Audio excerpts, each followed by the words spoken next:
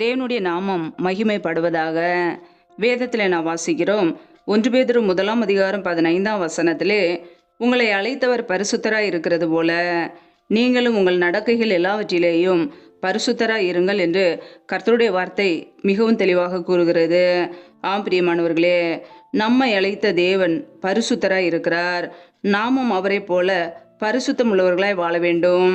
நம்முடைய வாழ்க்கையிலே, நம்முடைய நடக்கைகளிலே பரிசுத்தம் காணப்படுகிறதா? ஒவ்வொரு நாளும் கர்த்தருடைய பிள்ளைகள் பரிசுத்தமாய் வாழ்கிறோமா? இந்த உலக பாவ வாழ்க்கையை வெறுத்து, துன்மார்க்க ஜீவியத்தை வெறுத்து, தேவனுடைய வார்த்தைக்கு கீழ்ப்படிந்து பரிசுத்தம் உள்ளவர்களாய் வாழ்கிறோமா? நாம் பரிசுத்தம் உள்ளவர்களாய் வாழ்வதே தேவனுடைய விருப்பமாய் இருக்கிறது. ஆம் பிரியமானவர்களே, ஒவ்வொரு நாளும் நம்முடைய வாழ்க்கை எப்படி இருக்கிறது என்பதை ஆராய்ந்து பார்ப்போம்.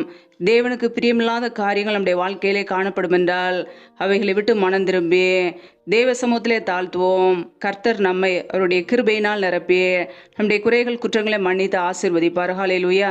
ஒவ்வொரு நாளும் இயேசு கிறிஸ்துவை போல வாழ நம்மை அர்ப்பணிப்போம். பிதாவின் சித்தம் செய்ய நம்மை அர்ப்பணிப்போம். பரிசுத்தம் உள்ளவர்களை வாழ்வோம். ஹல்லேலூயா. இந்த புதிய நாளுக்காக நம்மை நாமே தேவ சமூகத்திலே தாழ்த்துவோம். ஜெபம்.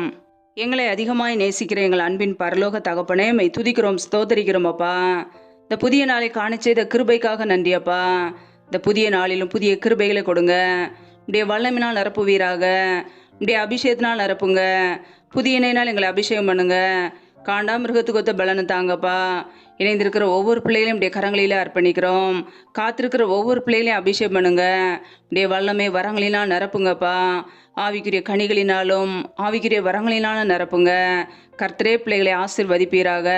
இந்த புதிய நாளிலும் பிள்ளைகள் என்னென்ன முயற்சிகள் எடுக்கிறார்களோ எல்லாவற்றையும் வாய்க்க பண்ணுங்கப்பா. பிள்ளைகள் செய்கிற வேலைகள், தொழில்கள், வியாபாரங்கள் எல்லாவற்றையும் ஆசீர்வதிங்க. கையின் பிரயாசங்களை பெருக பண்ணுங்கப்பா, வர்த்திக பண்ணுங்க. கையின் பிரயாசங்கள் தேவையில்லா செலவுக்கோ, வீண் செலவுக்கோ, மருத்துவ செலவுக்கோ, வட்டிக்குன்னு சொல்லி போகாதபடிக்கு என் தேவன் ஆசீர்வதிங்க. யாரெல்லாம் கடன் பிரச்சனையிலே, உபத்திரவத்திலே, கண்ணீரோடு நிம்மதி இல்லாமல் கஷ்டப்படுகிறார்களோ கர்த்தர் அவர்களை ஆசீர்வதிப்பீராக. பிள்ளைகளை கடன் கொடுக்கிறவர்களாய் மாற்றுங்க. தரித்திர நிலைமைகள் எல்லாம் இயேசு கிறிஸ்துவின் நாமத்தினால நீங்கி போகட்டும். குறைகள் எல்லாவற்றையும் நீக்கி ஆசீர்வதிப்பீராக. உடைய கரங்களிலே அர்ப்பணிக்கிறோம். இந்த நாளிலும் பிரயாணமாய் செல்கிற ஒவ்வொரு பிள்ளைகளையும் உடைய கரங்களிலே அர்ப்பணிக்கிறோம். கர்த்தரே பாதுகாத்து கொள்ளுங்க. எந்த தீமைகளும் பிள்ளைகளை தொடாதபடிக்கு வேலையடைத்து பாதுகாத்து கொள்ளுங்கப்பா. இந்த நாள் முழுவதும் உடைய கரம் பிள்ளைகளோடு கூட தங்கி இருக்கட்டும். ஆசீர்வதிங்க, பலப்படுத்துங்க. இயேசு கிறிஸ்துவின் மூலம் ஜெபிக்கிறோம் ஜீவனுள்ள நல்ல பிதாவே, ஆமேன். கர்த்தர் தாமே உங்களையும் உங்கள் குடும்பங்களையும் ஆசீர்வதிப்பாராக. ஆமேன்.